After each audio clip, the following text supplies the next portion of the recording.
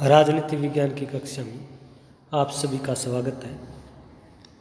आज का एक बहुत ही रोचक टॉपिक है संघीय मंत्रिपरिषद। संघीय मंत्रिपरिषद की रचना, कार्य, शक्तियाँ एवं स्थिति।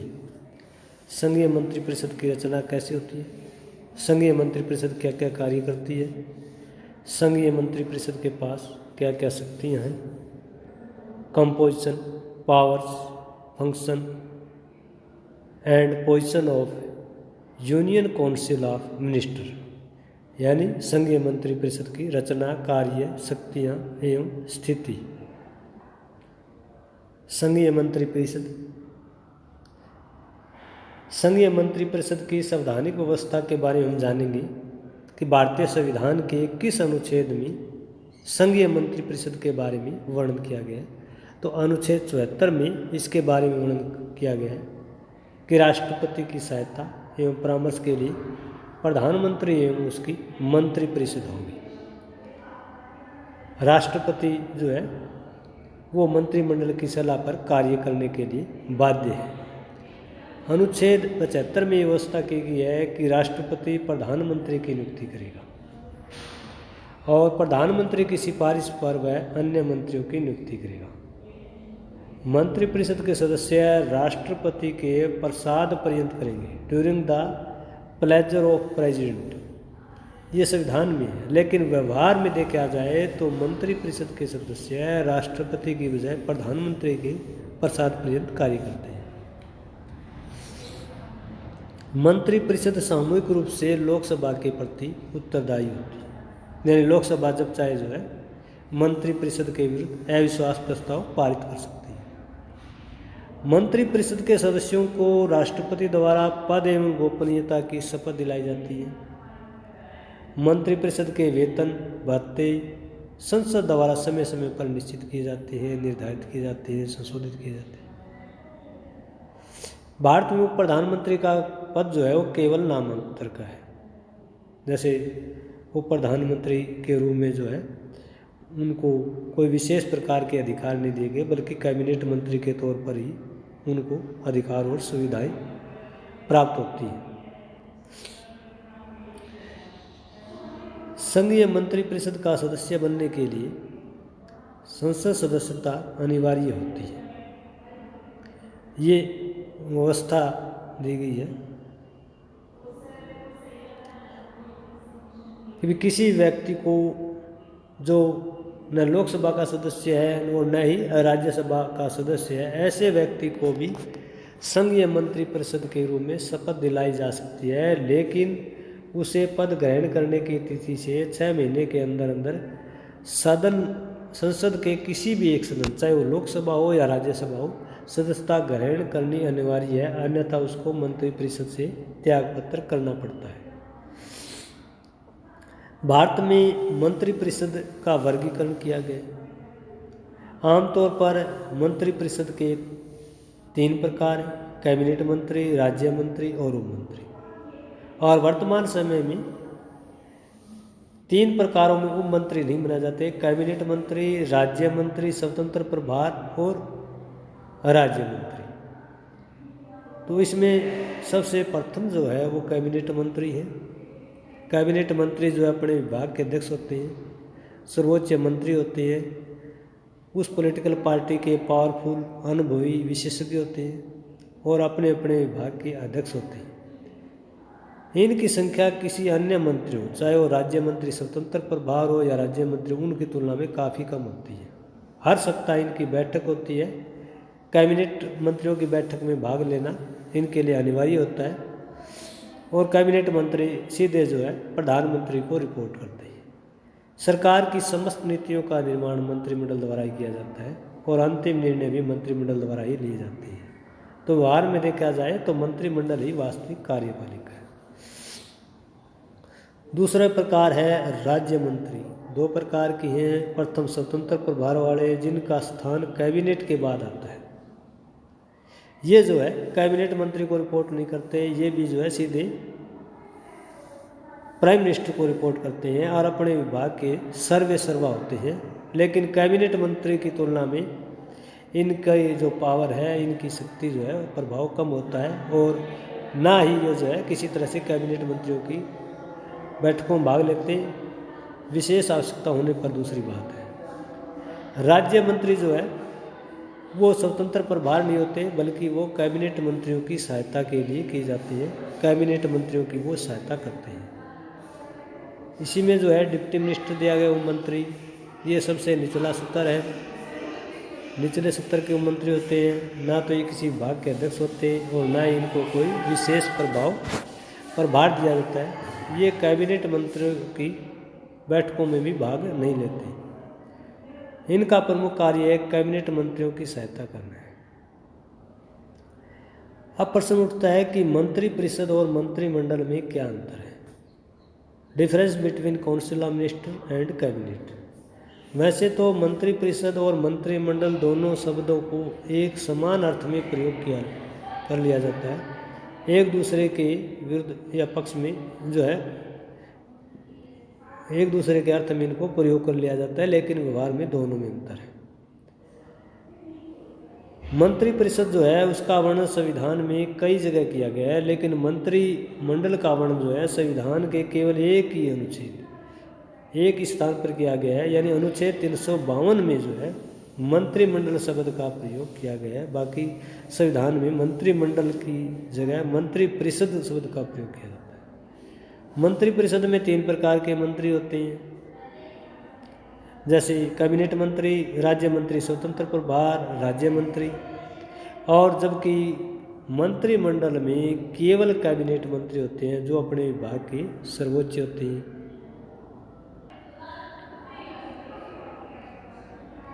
मंत्री परिषद का आकार बड़ा होता है, यानी मंत्री परिषद में सभी प्रकार के मंत्री होते हैं, कैबिनेट मंत्री, राज्य मंत्री, स्वतंत्र प्रभार, राज्य मंत्री या उप मंत्री। जबकि मंत्रिमंडल का आकार छोटा होता है, क्योंकि कैबिनेट मंत्रियों की संख्या काफ़ी कम होती है और अपने विभाग के अध्यक्ष होते हैं, सर्वा होते हैं, और वीकली इनकी बैठक होती है। मंत्री परिषद की बैठकें जो है वो कभी कभी होती है, लेकिन मंत्रिमंडल की बैठकें जो है प्राय साप्ताहिक होती हैं। संकट काल की घोषणा में मंत्रिमंडल की लिखित स्वीकृति दी गई है, न कि मंत्री परिषद की। ये भी एक बड़ा डिफरेंस है। मंत्रिमंडल की बैठकों में कैबिनेट मंत्री भाग लेते हैं, लेकिन मंत्री परिषद के अन्य मंत्री जो है वो भाग नहीं लेते सामान्य हालातों में। तो ये मंत्रिमंडल और मंत्री परिषद में मुख्य अंतर दिया गया है। मंत्री परिषद के कार्य और शक्तियों के बारे में विस्तार पूर्वक वर्णन किया गया है। संवैधानिक दृष्टि से देश की समस्त कार्यपालिका शक्तियों का उपयोग राष्ट्रपति करता है, लेकिन व्यवहार में इनका उपयोग जो है देश का प्रधानमंत्री करता है। मंत्री परिषद व्यवहार में देखा जाए तो देश की असली जो है कार्यपालिका है, वास्तविक कार्यपालिका है। मंत्री परिषद के निर्णय जो है वो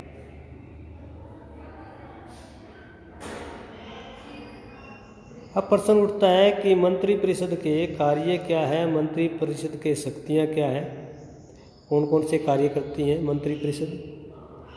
सबसे पहला कार्य गृह नीति का निर्माण है, फॉर्मेशन ऑफ होम पॉलिसी। संघीय मंत्री परिषद देश की गृह नीति का निर्माण करती है। देश की सामाजिक, आर्थिक, राजनीतिक स्थिति में सुधार और विकास के लिए विचार विमर्श करती है। देश में शांति व्यवस्था बनाए रखने का कार्य संघीय मंत्री परिषद का है। देश के सभी वर्गों, जातियों, समुदायों का समान रूप से विकास करना मंत्रिमंडल का कार्य है।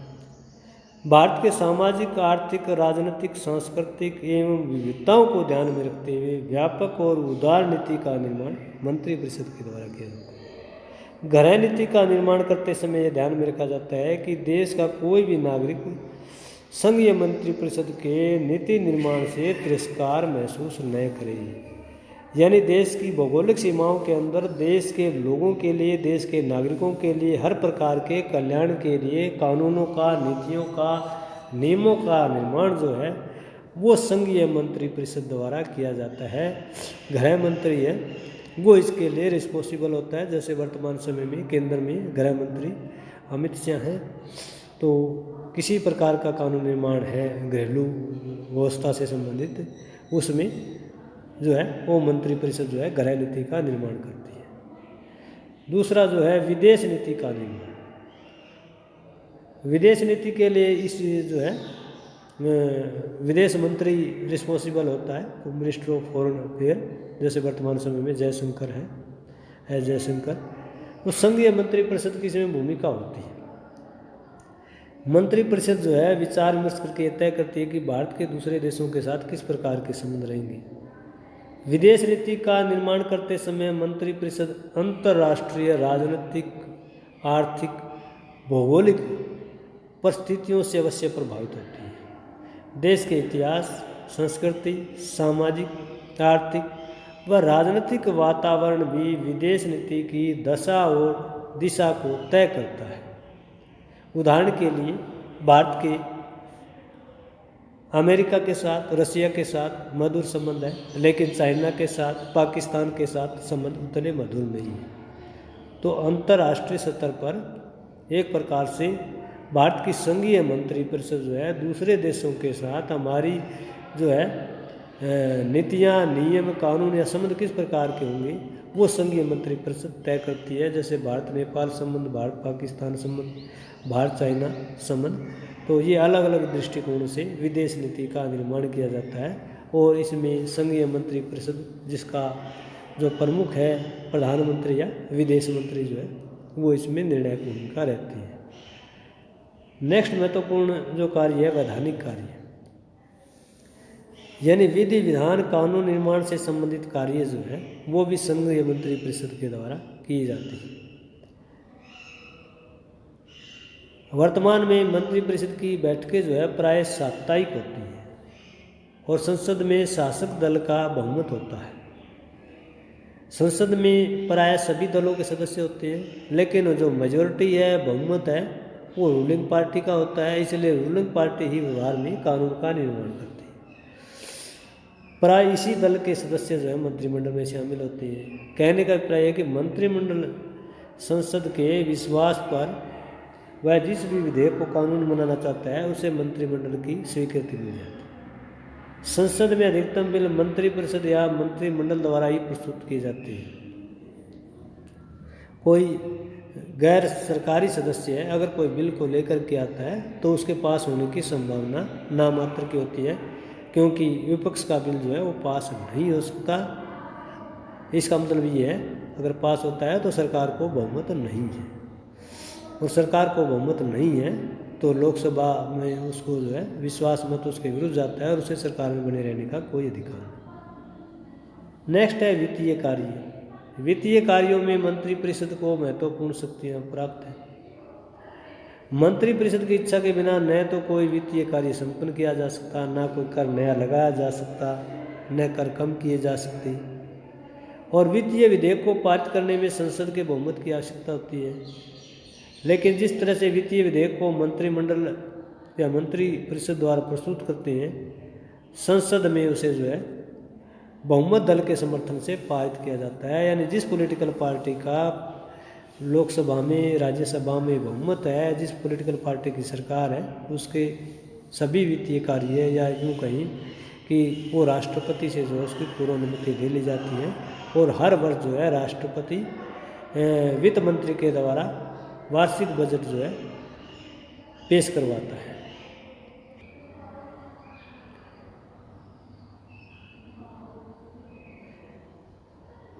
इसके साथ साथ जो है वित्तीय संकट की घोषणा होने पर मंत्रिमंडल की लिखित स्वीकृति अनिवार्य है और उनकी इसे बिना जो है 2 मास तक जारी रह सकती है। वित्तीय संकट की घोषणा को बनाए रखने के लिए भी मंत्रिमंडल की जो है लिखित स्वीकृति अनिवार्य है।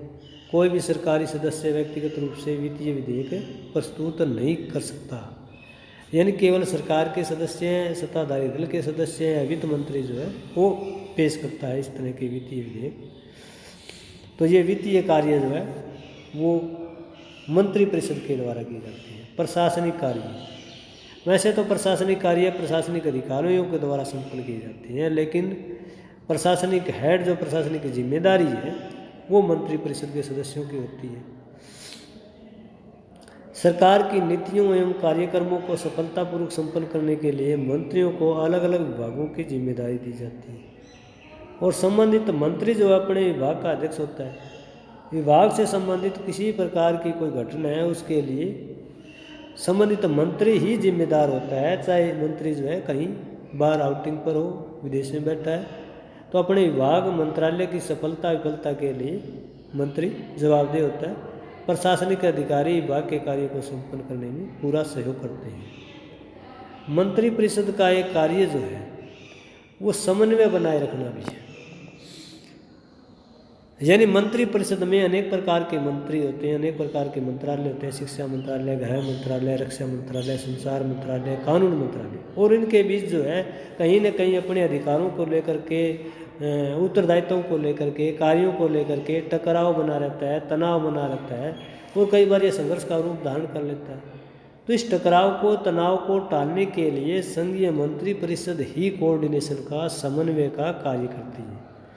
प्रधानमंत्री या उसकी जो कैबिनेट मंत्री है वो इस तरह के टकराव को टालने के लिए बीच का रास्ता निकालते हैं, विभिन्न प्रकार के विभागों में टकराव को रोकने का प्रयास करते हैं। संघीय मंत्रिपरिषद जो है नियुक्तियां भी करती है संघ सरकार की। संवैधानिक दृष्टि से देखा जाए तो संघ सरकार की सारी नियुक्तियां राष्ट्रपति द्वारा की जाती है, लेकिन व्यवहार में इनका उपयोग जो है संघीय मंत्रिपरिषद करती है। मंत्रिपरिषद के परामर्श पर ही राष्ट्रपति, संघ लोक सेवा आयोग, वित्त आयोग, अनुसूचित जाति आयोग, जनजाति आयोग, महिला आयोग, भाषा आयोग, नीति आयोग, इन सब के अध्यक्षों की, सदस्यों की नियुक्ति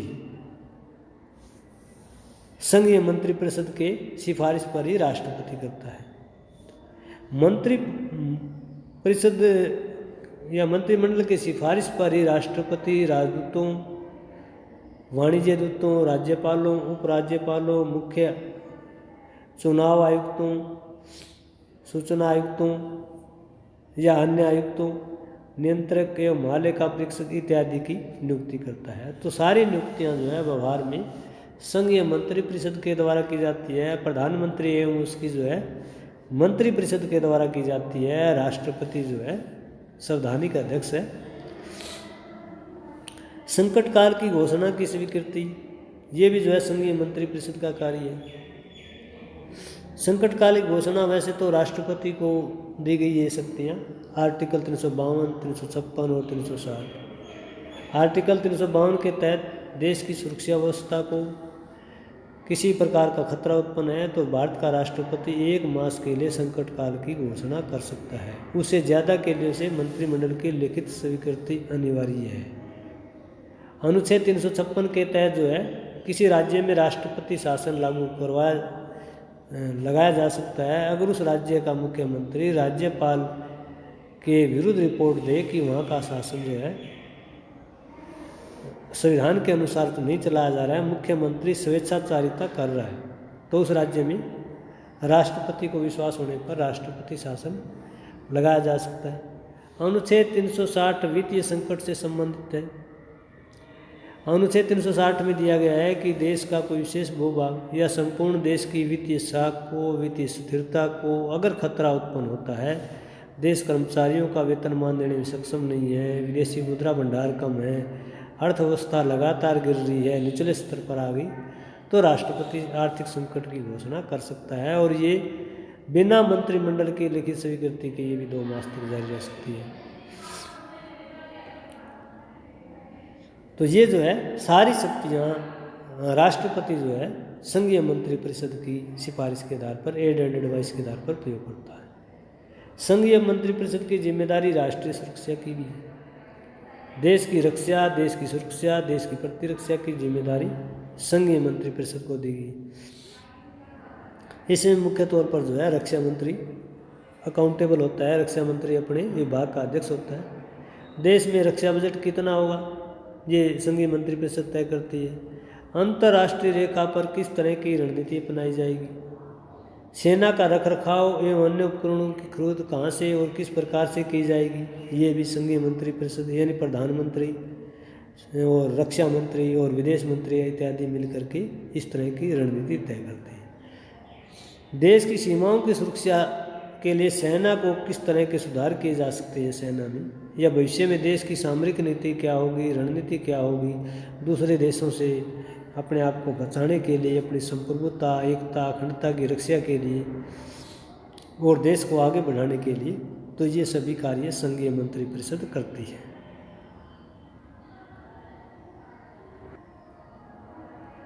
संघीय मंत्रिपरिषद का एक महत्वपूर्ण कार्य है मंत्रिपरिषद का परामर्श अनिवार्य है। यानी कि 42वें संविधान संशोधन के द्वारा व्यवस्था की गई थी, राष्ट्रपति अपनी शक्तियों का प्रयोग करने के लिए मंत्रिपरिषद पर परामर्श करेगा। और 44वें संविधान संशोधन में व्यवस्था दी गई कि यदि राष्ट्रपति किसी प्रस्ताव पर मंत्रिपरिषद को पुनर्विचार के लिए भेजता है और मंत्रिपरिषद दोबारा उस प्रस्ताव या विधेयक को पारित करके राष्ट्रपति की स्वीकृति के लिए भेजती है, तो मंत्रिपरिषद के परामर्श के अनुसार कार्य करना राष्ट्रपति बाध्य है। यानी दोबारा अगर भेजा जाता है तो मंत्रिपरिषद के अनुसार ही राष्ट्रपति कार्य करेगा, उसको दोबारा जो है रिव्यू नहीं कर सकता, पुनर्विचार के लिए नहीं भेज सकता मंत्रिपरिषद के पास। कानून एवं व्यवस्था बनाए रखने की जिम्मेदारी, maintenance of law and order, कानून एवं व्यवस्था बनाए रखने की जिम्मेदारी जो है संघीय मंत्रिपरिषद की है। राष्ट्रीय स्तर पर देश में किसी प्रकार की अराजकता स्थिति उत्पन्न हो, हड़ताल है, दंगे फसाद है, अव्यवस्था है, अशांति है, देश के किसी भाग में प्रदर्शन है, धरने, हड़ताल, घेराव और दंगों के कारण शांति व्यवस्था भंग न हो, इसके लिए उचित कदम उठाना संघीय मंत्रिपरिषद का दायित्व है। देश की भौगोलिक सीमाओं के अंदर आम जनता सरकारी कानूनों का उल्लंघन करने से रोकने के लिए सरकारी जनता को उसकी जिम्मेदारी जो है संघीय मंत्रिपरिषद की है। तो संघीय मंत्रिपरिषद के पास कई प्रकार के कार्य है, वैधानिक कार्य है, वित्तीय कार्य है, प्रशासनिक कार्य है, रक्षा के कार्य है, मंत्री परिषद का परामर्श अनिवार्य है, कोऑर्डिनेशन का कार्य है। अब प्रश्न उठता है कि मंत्रिपरिषद की स्थिति क्या है। व्यवहारिक दृष्टि से देखा जाए तो संघीय मंत्रिमंडल या मंत्रिपरिषद की स्थिति देश में प्रभावशाली है। देश की गृह नीति हो, विदेश नीति हो, रक्षा नीति हो, संचार नीति हो, वित्त नीति हो, हर प्रकार की नीति के लिए संघीय मंत्रिपरिषद अकाउंटेबल है, जिम्मेदार है। और संघीय मंत्रिपरिषद हर प्रकार से नीतियों का, कानूनों का, नियमों का निर्माण करती है, जिससे देश का विकास हो। दूसरों देशों से जो है अपनी संप्रभुता, एकता, अखंडता को नष्ट करने से बचाने के लिए विशेष प्रकार के जो प्रयास हैं वो संघीय मंत्रिपरिषद ही कर सकती है। तो संघीय मंत्रिपरिषद देश में सबसे ज़्यादा प्रभावशाली है और निर्णायक भूमिका में है। सरकार की सफलता असफलता भी मंत्रिपरिषद के कार्यों और निर्णयों पर निर्भर करती है। तो ये आज का टॉपिक था हमारा कि संघीय मंत्रिपरिषद की रचना कैसे होती है, संघीय मंत्रिपरिषद कौन कौन से कार्य करती है, संघीय मंत्रिपरिषद के पास शक्तियाँ क्या है, संघीय मंत्रिपरिषद की स्थिति क्या है। तो उम्मीद है आपको ये टॉपिक पसंद आया होगा। अगर आपको टॉपिक पसंद आता है तो लाइक कीजिए, कमेंट कीजिए, शेयर कीजिए और चैनल को सब्सक्राइब कीजिए। धन्यवाद।